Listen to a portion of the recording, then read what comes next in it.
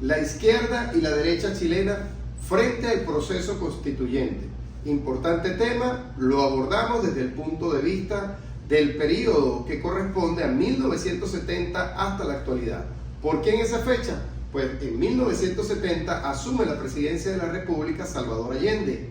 Salvador Allende fue el primer presidente en el mundo de corte marxista que asume la presidencia de una república en elecciones libres, soberanas, democráticas y sobre todo en un estado de derecho en alguna república en el mundo.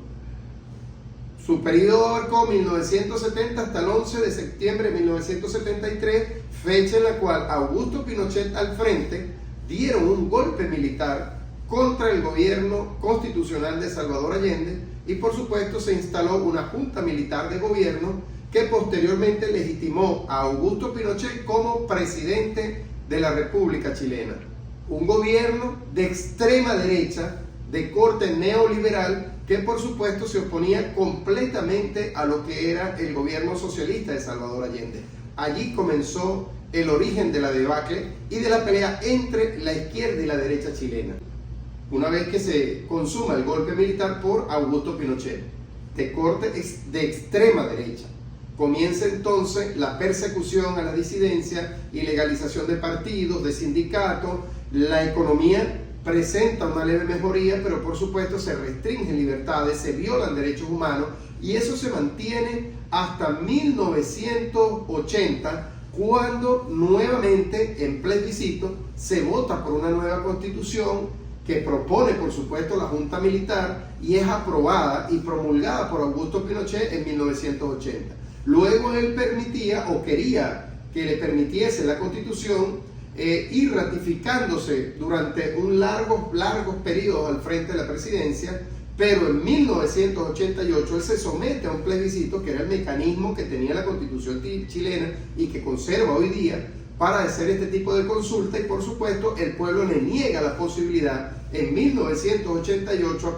a Pinochet de volver a reelegirse para otro periodo más.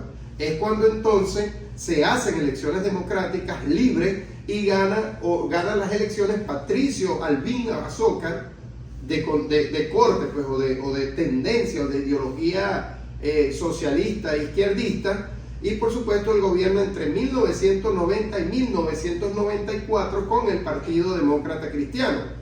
Lo sustituyó Eduardo Frei, presidente de la República desde el 11 de marzo del 94 al 11 de marzo del 2000, también por la concertación de partidos por la democracia, es decir, la izquierda, centroizquierda y centro. Después lo sustituyó Ricardo Lagos, presidente de la República del 11 de marzo del 2000 al 11 de marzo del 2006, por la concentración de partidos de la democracia y al mismo tiempo fue fundador del Partido de la Democracia o por la democracia.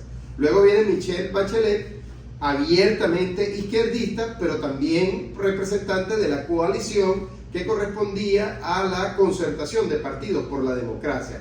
Ella ejerció la presidencia en dos oportunidades, del 11 de marzo del 2006 al 11 de marzo del 2010 y luego del 11 de marzo del 14 al 11 de marzo de 2018. Luego viene Sebastián Piñera, que tuvo dos periodos también, fue el presidente de derecha, aglutinó a los tres factores de la derecha: derecha moderada, derecha del centro o centro derecha y derecha extrema, de lo que es la extrema derecha. Él, por supuesto, en 2019 comienza aquel periodo de protestas que ya abordaremos más adelante, pero finalmente en la actualidad asume el gobierno a través de elecciones Gabriel Boric, que es un gobernante identificado plenamente con la izquierda y gana también con la coalición de partidos comunistas y de otras alianzas y factores. ¿Qué ocurrió con el proceso constituyente? Ya les hablé de los presidentes, ahora vamos al proceso constituyente. Comenzó con Michelle Bachelet, no lo culminó. Lo entregó a Sebastián Piñera no le prestó atención al proceso constituyente. Luego que viene en el 2019 las protestas por el alza de los precios del metro y por supuesto los estudiantes, el descontento social por un gobierno neoliberal, de corte neoliberal que promovía, pues, o que traía como consecuencia desigualdades, comienzan los conflictos que se dieron en 2019 con todas las protestas, heridos y todo lo que sucedió, pero fueron capaces los chilenos tanto los de izquierda como los de derecha, de sentarse a negociar y sale el Acuerdo General por la Paz en Chile, que lo suscribieron todos los partidos políticos, lo suscribieron los de la izquierda, los de la derecha y la sociedad civil, y van a un proceso de consulta donde se establece o se le pregunta al pueblo si quieren una nueva constitución, y el pueblo mayoritariamente vota que sí. Es cuando entonces se da el proceso para validar la consulta, y por supuesto van a elegir los representantes que van a redactar la nueva constitución, y es cuando la derecha sufre una estruendosa derrota. ¿Por qué sufre una estruendosa derrota? Porque ganan los movimientos independientes, movimientos sociales, movimientos no alineados a los partidos políticos, entre ellos los que surgieron de las protestas, y uno de ellos, el más visible, Boric, que hoy es el presidente constitucional de la República de Chile. Comienza entonces el proceso constituyente.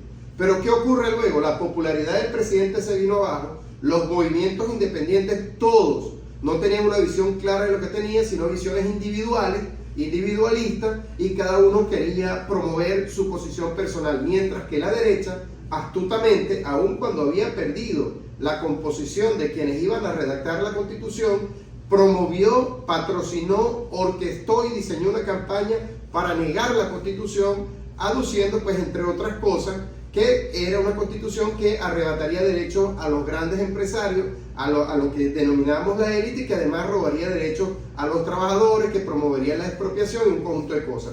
Triunfa entonces la oposición, en ese momento la derecha extrema, centro derecha y la derecha, y logran que el pueblo chileno rechace la Constitución. Rechazada la Constitución, obviamente las fuerzas de izquierda tuvieron una derrota bastante significativa. Posterior a eso, se unen ambas fuerzas, promueven nuevamente la Constitución y viene la segunda oportunidad del referéndum. Pero en esta ocasión se le consulta al pueblo en plebiscito, porque es el mecanismo que está en la Constitución para hacerlo. Si quieren una nueva Constitución, el pueblo vota que sí y van a la elección de los consejeros, que serían 50. En esta oportunidad cambió la posición y la situación política. Ahora, de los 50 consejeros, 34 serán de la extrema derecha y la derecha centro derecha, mientras que solo 14 son de la izquierda. Es decir, la izquierda perdió una gran oportunidad de redactar una constitución progresista frente a la derecha, que supo vender su posición, supo vender la imagen, y claro está, lograron la victoria. Hoy día van al proceso de elaboración de la Constitución, y entre septiembre y diciembre van los dos plebiscitos, que son el plebiscito de entrada y el plebiscito de salida, para que definitivamente Chile se dé una Constitución. ¿Qué debemos hacer ahora? ¿Qué proponemos? Un mecanismo alternativo de resolución de los conflictos. ¿Cuál? La negociación. ¿Por qué? Porque hay específicamente ya antecedentes de eso. Ya ellos se sentaron en el conflicto del 2019 sin mediación de nadie y lograron establecer un acuerdo. Entonces, ¿qué mejor que la negociación? Y una negociación, por supuesto, integrativa, es decir, donde ganen ambas partes. Los chilenos han sabido sentarse, han sabido llegar a acuerdos y han salir del atolladero. Esto no puede ser la excepción. Entonces, la negociación en este punto del proceso constituyente chileno es el que representa, o es el medio idóneo, alternativo para resolver el conflicto chileno. ¿Por qué? Porque las dos partes, izquierda y derecha, y los independientes, saben cómo es su país, saben cuáles son sus características, cuáles son sus necesidades, dónde están sus debilidades, dónde están sus fortalezas. Ambas partes disponen actitudes, ya lo han demostrado en el pasado, como el acuerdo para alcanzar la paz. De tal manera que, en conclusión, sí es posible llegar a un acuerdo en Chile, sí es posible sentarse y es posible utilizar la negociación como medio alternativo de solución de los conflictos. Muchísimas gracias.